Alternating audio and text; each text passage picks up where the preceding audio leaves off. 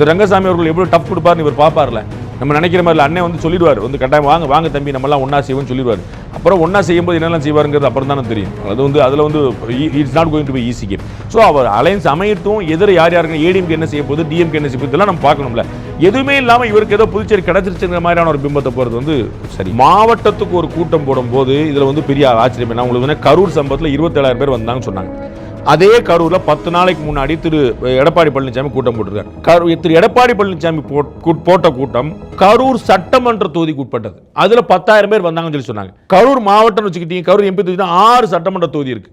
அப்ப வந்து எடப்பாடி பழனிசாமியோட கூட்டத்தில் வந்து மாவட்டத்துக்கு கொண்டு வச்சிருந்தாருன்னு 60,000 பேர் வந்திருப்பாங்க. உங்களுக்கு புரியுங்களா? அப்ப புதுச்சேரியில ஒருத்தர் துப்பாக்கியோட கைது செய்யப்பட்டார். அவர் வந்து லைசன்ஸோட வச்சிருந்தாரு. அவர் வந்து யாருன்னா சிவகங்கை மாவட்ட இவர் தலைவருடைய பாதுகாவலர், சிவகங்கை மாவட்ட தாவேகா தலைவரோட பாதுகாவலர்.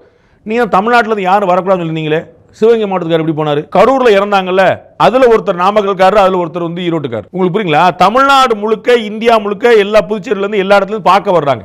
அது நீங்க உடனே கரூர்ல வந்த கூட்டங்கிறது கரூர்ல மட்டுமே இவ்வளவு கூட்டமா அப்படின்னு நினைச்ச கூடாது. கரூர்ல வந்த கூட்டம் கரூர் சென்ட்ரிக் கூட்டம். கரூர் மக்கள் நிறைய இருந்திருக்காங்க, கரூர் மக்கள் மட்டுமே இருந்திருக்காங்க போக முடியாது. திரு நயினார் நாகேந்திரன் போகிற கூட்டம் தொகுதி வாரியாக நடக்கக்கூடியது. இப்போ மாவட்டத்தை மாற்றிட்டாங்கன்னு நினைக்கிறேன், அது வந்து கணக்கு. இது திரு எடப்பாடி பழனிசாமி வந்து தொகுதி வாரியாக நடத்தக்கூடியது. அப்போ ரெண்டையும் நீங்கள் வந்து பிரித்து பார்க்கணும். மாவட்டம் முழுக்க வரலாம், யாருனாலும் வரலாம்னா ஆட்டோமேட்டிக்காக வரும். நீங்கள் சொன்னது போல திரு செங்கோட்டை அவர்கள் அவர் தலைமையில் முதல் கூட்டம் நடக்க போது, அவர் கொங்கு மண்டலத்து முதல் முறை ஆட்டோமேட்டிக்காக கூடும். ஆனால் அது ஈரோடு தொகுதிக்குமான கூட்டம் மட்டுமா, ஈரோடு மாவட்டத்துக்கு மட்டுமான கூட்டமா, அதை நீங்கள் புரிஞ்சுக்கணும். அது கொங்கு மண்டலம் உட்பட எல்லாத்துக்கும். இங்கேருந்து கரூர்லேருந்து போவாங்கல்ல ஈரோட்டுக்கு 1 மணி நேரம் தானே, சேலத்துலேருந்து போவாங்கல்ல 1 மணி நேரம் தானே, திண்டுக்கல்லேருந்து போவாங்கல்ல 1.5 மணி நேரம் தானே, எல்லா இடத்துல தான் போவாங்க. அப்போ திரு விஜயை பார்க்கணுங்கிற எண்ணம் யார் யாருக்கு இருக்கும்? எல்லாருக்குமே இருக்கும். அவங்க எல்லாருமே போவாங்க. அப்போ நாளைக்கு ஒரு 70 பேர் கூடாங்க, 50,000 பேர் கூடாங்கன்னு அது ஏப்பா இவ்வளோ கூட்டம் அப்படின்னு நீங்கள் ஏமாந்துடக்கூடாது.